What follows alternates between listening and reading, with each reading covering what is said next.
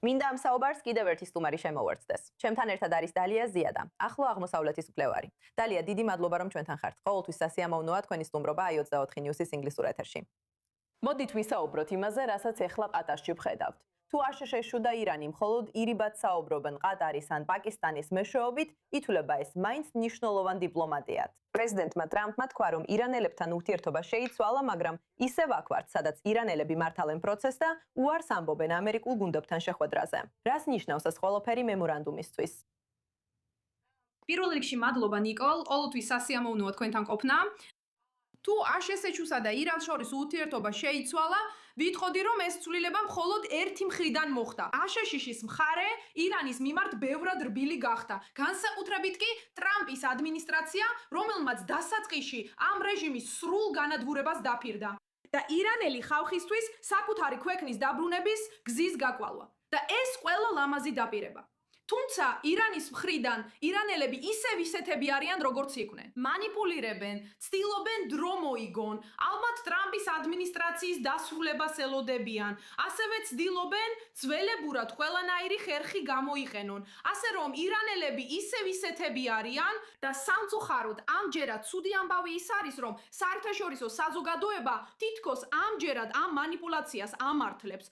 და ყავს რეგიონული მოთამაშეები, მაგალითად კატარი, რომელიც კვლავ აქტიურად ეხმარება ირანის რეჟიმს, ან ესე ვთქვათ, კვლავ ახყავს ირანის რეჟიმი ძალაუფლების მწვერვალზე. მას შემდეგ რაც სრულ განადგურებამდე სულ ცოტაათო და მაშ, რა მიზანი აქვს კატარს ამ ორი დელეგაციის მასპინძლობი? კატარი, სინამდვილეში კატარი პირველ რიგში ის არის ყველაზე დიდი მხარდამჭერი ისლამისტური პროექტისა რეგიონში და მთელ მსოფლიოში. ეს არ უნდა დაგვაუწყდეს მიუხედავად იმისა, რომ კატარი ახლა ცდილობს ვაშინგტონში თავისი რეპუტაციის გათეთრებას, მას სურს რომ უფრო შუამავლად ნეიტრალურ მხარედ გამოჩნდეს. მაგრამ ეს ყველაფერი მხოლოდ, ასე ვთქვათ, ასევე მანიპულაციის ტაქტიკებია. თუმცა კატარი ამ მომენტამდე მაინც რჩება ისლამისტური პროექტის ყველაზე დიდ მხარდამჭერად მთელ მსოფლიოში. და რასაც ისინი იღებენ არის ის, რომ სურთ ეს ისლამისტური რეჟიმი, ისლამისტური რევოლუციური რეჟიმი, რომელმაც ირანი თავის ხალხს წაართვა 45 ან 47 წლის წინ. ისინი სურთ, რომ ისინი დარჩნენ ხელისუფლებაში, რათა გააგრძელონ თავიანთი მილიციების მხარდაჭერა მთელ რეგიონში.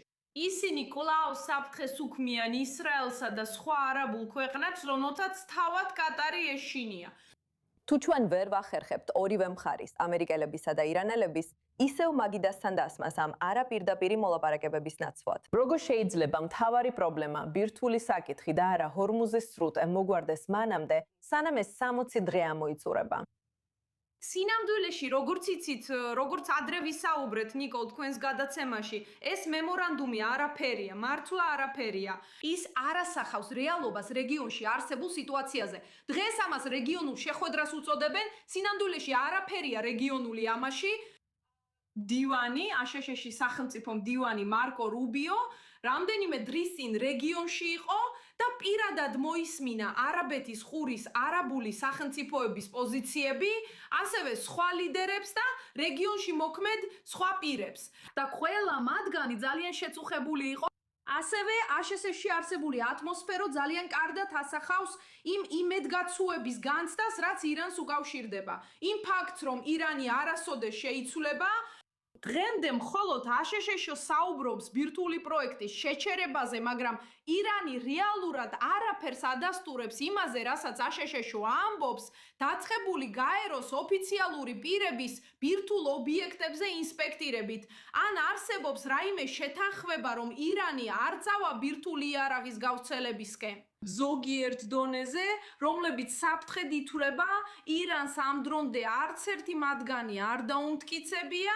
ასე რომ, რასაც ვისმენთ მოდის მხოლოდ ერთი მხრიდან, ანუ აშშ-ის მხრიდან, რომელიც ძირითადად ცდილობს დააცხნაროს შიდა აუდიტორია და რესპუბლიკელები აშშ-ში მოახლოებული შუალედური არჩევნების ფონზე. მაგრამ ეს რეალურად არ ეხება ახლო აღმოსავლეთის მომავალს. დალია, დაჩი ჩემთან, რადგან მინდა შენი შეხედულება მოვისმინო იმ სხვა სამშვიდობო მსვლელობებზე, რომლებიც ამჟამად რეგიონში მიმდინარეობს. კერძოდ მშვიდობის საბჭოზე, აშშ-ის ხელმძღვანელობით მოქმედ ღაზის მშვიდობის საბჭოზე. ისინი დღეიდან ხუთშაბათამდე კვიპროსში იკრიბებიან და ცდილობენ წინწაწილ გეგმები ომის შემდგომი მმართველობისთვის ღაზაში. სირიაში, მათ შორის პალესტინური ტექნოკრატიული კომიტეტის შექმნა, რომელიც საბოლოოდ უნდა ჩაანაცვლოს ჰამასი. მაგრამ ვადები ჯერ კიდევ გაურკვეველია. გეგმა დამოკიდებულია უსაფრთხოების ზომებზე, დაფინანსებაზე და ყველაზე დიდ გადაუჭრელ საკითხზე ჰამასის განიარაღებაზე. ეს არის ის, რაც აწუხებს ისრაელის სამხედრო ურმედო ოფიციალურ პირებს. რადგან ზოგიერთი მათგანი აფრთხილებს, რომ ჰამასი ხელახლა იკრებს ძალებს ახალი ომისთვის, ანძადებს ასაფეთქებლებსა და ტანკსაწინააღმდეგო რაკეტებს, აგროვებს ახალდაზრდა მებრძოლებს და აღადგენს მიწისქვეშა ინფრასტრუქტურას. ეხლა დალია მშვიდობის საბჭო ჰამასის შემდგომი ღაზისთვის გეგმებს ამზადებს, მაგრამ ცნობების მიხედვით ჰამასი ადგილზე კვლავ იკრებს ძალას და ჯერ კიდევ აქვს იარაღი. ამიტომ ამ მოლაპარაკებებით კვიპროსში რა შეუძლიათ რეალურად მიაღწიონ, თუ ჰამასის განიარაღების მთავარი საკითხი ჯერ კიდევ გადაუჭრელია. სინამდვილეში ჩანს, რომ მშვიდობის საბჭო მოქმედებს რაღაცა პარალელურ რეალობაში, რომელსაც არაფერი აქვს საერთო იმასთან, რაც ხდება ღაზაში ან თუნდაც დასავლეთ სანაპიროზე. ისინი შეხვდებიან კვიპროსში, ეს უბრალოდ კიდევ ერთი შეხვედრაა იმ გრძელი შეხვედრების სიაში, რომლებიც ჰქონდათ, რომელთაგანაც ბოლო გასულ კვირას კაიროში გაიმართა, იმ კომიტეტის მონაწილეობით, რომელიც თითქოს ტექნოკრატებისგან შედგება და უნდა მართოს ღაზა ჰამასის ნაცვლად. რაც ირონიულად და მეც მეცინება, რადგან ეს სასაცილოა. ისინი მუშაობენ კაიროს ერთ-ერთ სასტუმროში. წარმოიდგინეთ, რამდენად საშინელია ეს და ისინი ამ დრომდე ვერ ახერხებენ ჰამასის განიარაღებას, ისინი ვირტუალურ რეალობაში მოქმედებენ, მაშინ როცა რეალობა ადგილზე სრულიად განსხვავებულია. არაფერი ამ მტკიცებს ტრაგედიის მასშტაბს ისე, როგორც ის, რაც გასულ კვირას მოხდა, როცა ღაზაში უზარმაზარი რაოდენობის პალესტინელები გამოვიდნენ ჰამასის წინააღმდეგ მასობრივ საპროტესტო აქციებზე, და სინამდვილეში ისინი ჰამასმა დააშინა, დააზიანა, თავს დაესხა და ბევრი მათგანი დააკავეს და აწამეს და მსოფლიო ამაზე ასეთ ჩუმადაა. ასე რომ მე მგონია სამწუხაროდ აქ ორ განსხვავებულ რეალობაზე ვსაუბრობთ, მშვიდობის საბჭოს რეალობაზე და იმ რეალობაზე, რაც ადგილზეა ღაზაში, რაც ძალიან სამწუხაროა, სადაც ჰამასი ისევ ყველაზე ძლიერი ძალაა. მაშ, რა არის მიზანი იმ ქვეყნებისთვის, რომლებიც მშვიდობის საბჭოში არიან ჩართული? კონკრეტულად ეგვიპტე, კატარი, თურქეთი და ზოგიერთი სპარსეთის ყურის ქვეყანა. რა არის მათი პრიორიტეტი? ღაზას აღდგენა? ჰამასის განიარაღება? თუ უბრალოდ ცეცხლის შეწყვეტის ჩაშლის თავიდან აცილებაა? ამ დროისთვის რაც მოვისმინეთ არის ორი განსხვავებული პოზიცია.